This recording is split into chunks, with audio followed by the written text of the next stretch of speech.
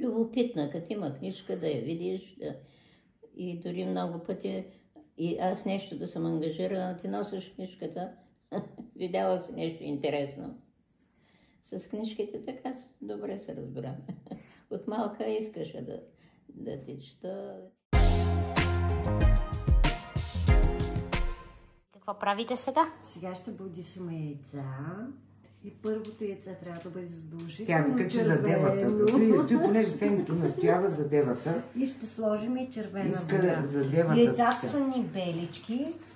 И това предполага, че ще бъдат много красиви. И тук имаме две, които са от нашите домашни кокошки, за които мама се грижи.